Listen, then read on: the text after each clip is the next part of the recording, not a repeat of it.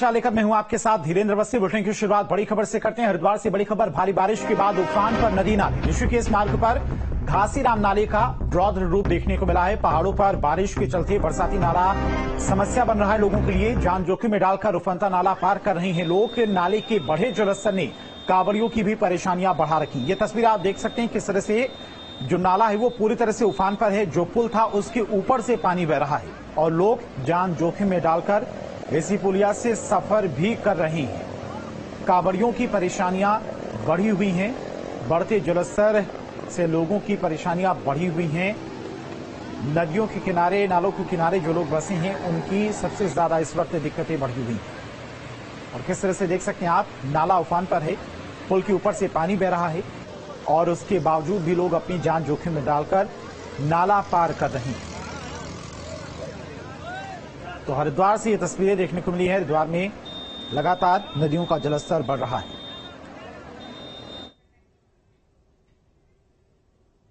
वहीं बागेश्वर से बड़ी खबर, भारी बारिश से उफान पर सरयू और गोमती नदी। जिले में बारिश से अब तक 42 करोड़ का नुकसान। सड़कों, पैदल पुल और मकानों को भारी नुकसान। सरकार ने 300 लोगों को दी राहत राशि।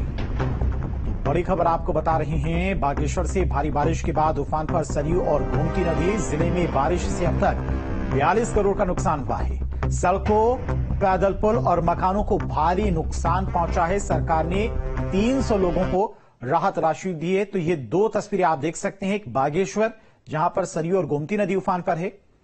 भगवान शिव की जो मूर्ति बागेश्वर में लगी थी उसके ऊपर से पानी बह रहा, इतना जलस्तर बढ़ चुका है। हरिद्वार के घासीराम नाले की बात करें तो हरिद्वार का घासीराम नाला भी अपना रौद्र रूप दिखा रहा है। पुल के ऊपर से पानी बह रहा है और उसी पुल के ऊपर से लोग और कांवड़िए भी गुजर रहे हैं अपनी जान जोखिम में डालकर।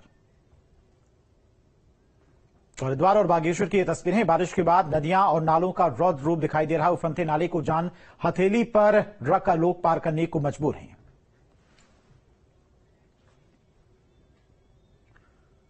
और प्रदेश में मानसून की रफ्तार फिर तेज। अगले 48 घंटे में भारी बारिश की संभावना। राज्य के 5 जिलों में मूसलाधार बारिश की संभावना। चमोली और बागेश्वर में भारी बारिश का ऑरेंज अलर्ट भी जारी किया गया है। रुद्रप्रयाग, उत्तरकाशी, पिथौरागढ़ के लिए यह अलर्ट है। लैंडस्लाइड से चारधाम यात्रा भी बाधित है। पहाड़ी इलाकों में यात्रा करने से बचने की लोगों को सलाह दी जा रही है। एक बार फिर से मौसम विभाग की तरफ से अगले 48 घंटे के लिए भारी बारिश की चेतावनी जारी की गई है। चारधाम यात्रा भी इस वक्त रुकी हुई है क्योंकि चारधाम यात्रा मार्ग में कई सारी रुकावटें आई हैं। यात्रा मार्ग पर कई जगहों पर लैंडस्लाइड हुआ है जिसकी वजह से यात्रा शुरू नहीं हो पाई है। तो मौसम विभाग ने ऑरेंज अलर्ट जारी किया है। चमोली और बागेश्वर में भारी बारिश का। रुद्रप्रयाग, उत्तरकाशी और पिथौरागढ़ के लिए भी अलर्ट है। लैंडस्लाइड से चारधाम यात्रा बाधित है। पहाड़ी इलाकों में यात्रा करने से लोगों को बचने की सलाह भी दी जा रही है।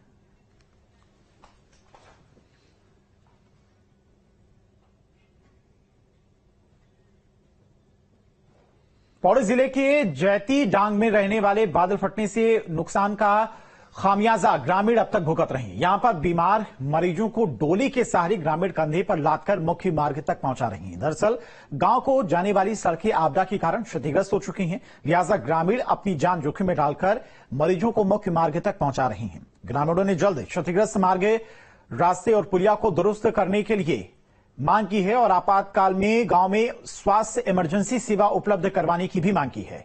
वहीं स्वास्थ्य मंत्री और क्षेत्रीय विधायक धन सिंह रावत ने कहा है कि आपदा प्रभावित गांव का वो खुद दौरा कर चुके हैं जहां हालत बेहद खराब है। सरकार पूरे प्रयास कर रही है कि आपदा प्रभावित तक हर संभव मदद पहुंचाई जाए।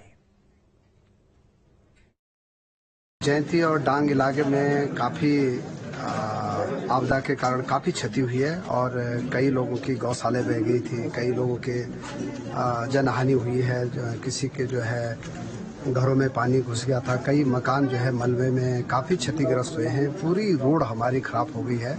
कह सकता हूं कि इस दुख की घड़ी में हमारी पूरी सरकार जो है परिवार उनके जयंती और डांग के जितने भी परिजन हैं उनके साथ खड़ी है और मैं कह सकता हूं कि वहां की रोड भी हम बहुत जल्दी खोलने का प्रयास करेंगे। वहां पे एक पुल भी पूरा बह गया है, वो पुल भी मैंने आज ही आदेश दिए हैं कि वो पुल जल्दी जो है निर्माण किया जाए। हल्द्वानी से बड़ी खबर, चलती स्कूटी